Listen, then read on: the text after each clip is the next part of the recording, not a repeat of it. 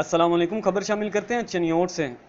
کل نماز جمعہ کے بعد مسجد صدیق اکبر MTA مولانا الیاس چنیوٹی نے قرارداد مذمت کا عظیم اجتماع کیا۔ تبدیلی مذہب کے لیے غیر شرعی شرطیں لگانے کو اسلامی اور دینی امور میں مداخلت قرار دیتا ہے۔ یہ اجتماع اسلام قبول کرنے کے لیے ایڈیشن سیشن جج کو درخواست دینے کے لیے پابند کرنا، پھر اسلام قبول کرنے کے لیے ایڈیشن سیشن جج کے سامنے 7 دنوں کے اندر پیش ہو کر انٹرویو دینے اور 90 دن تک مذہبی کتب کا مطالعہ کرتے رہنے کا پابند بنا کر ایڈیشن سیشن جج سے مسلمانی کا سرٹیفکیٹ لینے کی قید لگانے کو اسلام سے دور رکھنے کی سازش قرار دیتا ہے۔ یہ اجتماع مطالبہ کرتا ہے کہ لادین لبرل لابیوں اور قادیانیوں کی اسلامی شرعی امور میں مداخلت بند کی جائے اور تبدیلی مذہب کے لیے شرائط والے قانون کے مسودے کو فی الفور ختم کیا جائے۔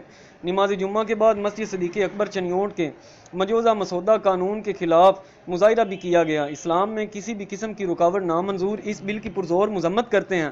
صحابہ کرام کی بہت سی مثالیں موجود ہیں۔ انہوں نے 10 سال کی عمر میں اسلام قبول کیا۔ اسلام قبول کرنے کے لیے 18 سال کی پابندی لگانا غلط ہے۔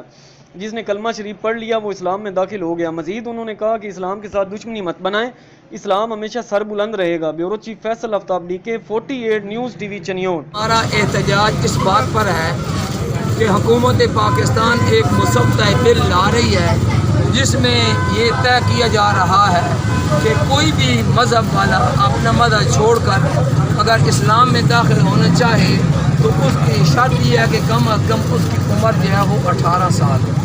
یہ شرط شروع طور پر ہی غلط ہے کیونکہ صحابہ کرام میں ایسی مثالیں موجود ہیں جنہوں نے 7 سال کی عمر میں اسلام قبول کیا، 10 سال کی عمر میں، 11-12 سال کی عمر میں اسلام قبول کیا۔ اس لیے اسلام قبول کرنے کے لیے 18 سال کی شرط لگانا یہ بالکل غلط اور منافی چیز ہے اسلام کے۔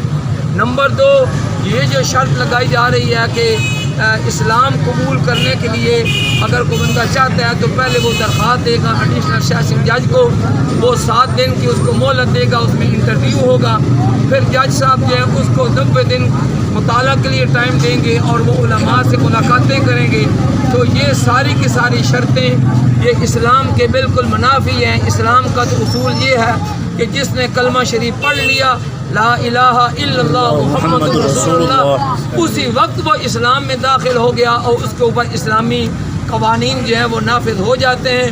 اس لیے یہ بل سراسر اسلام سے دور رکھنے کے لیے اور اسلام کے ساتھ دشمنی بنانے کے لیے جو ہے پاس بنایا جا رہا ہے۔